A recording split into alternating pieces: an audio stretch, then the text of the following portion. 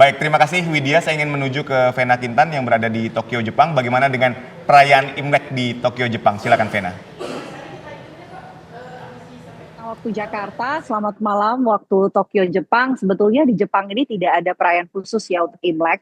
Hanya memang di beberapa kawasan saja yang memang menggelar acara perayaan Tahun Baru Imlek seperti di Yokohama, tepatnya di kawasan Cina itu juga memang menyelenggarakan acara khusus perayaan Imlek. Tapi di ibu kota dari Jepang, di Tokyo ini tidak ada perayaan khusus. Namun walaupun memang tidak ada perayaan khusus, kami memantau di sejumlah destinasi wisata favorit yang ada di Tokyo, Jepang ini mulai dipadati oleh para wisatawan, tidak hanya wisatawan lokal tapi juga wisatawan mancanegara. Ini banyak sekali. Seperti beberapa lokasi yang saya kunjungi tadi siang, saya berkesempatan untuk mengunjungi kawasan Asakusa. Ini adalah kawasan destinasi ikonik di jantung ibu kota Tokyo, Jepang. Dari lokasi ini sebetulnya banyak pengalaman unik yang bisa kita explore, para wisatawan explore, mulai dari pintu masuk dari kawasan Asakusa ini ada yang namanya Gerbang Kaminarimon. Di sini ada lentera raksasa yang kemudian menjadi ikon dari Asakusa. Nah, selanjutnya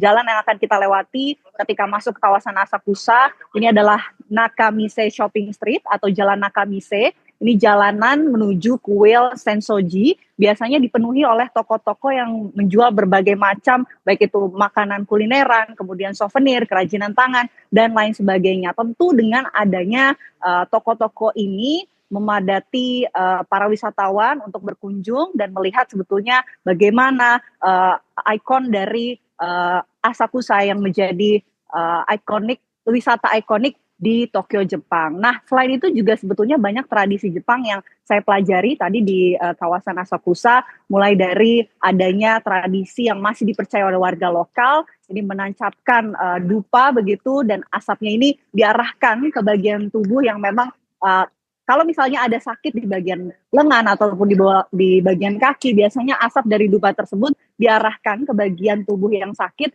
Nanti warga lokal ini percaya bahwa secara tidak langsung ataupun secara singkat nanti bisa sembuh begitu.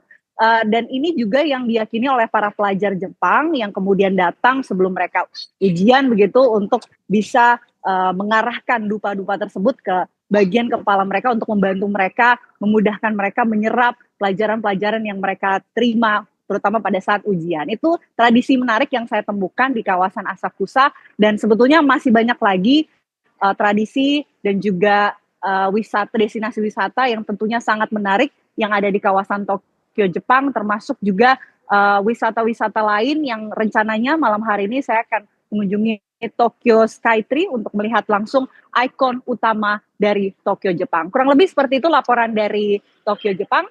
Saya kembalikan ke studio. Baik, terima kasih Vena Kintan, Widya Sorata dan juga Nabila Putih mengabarkan dari mancanegara.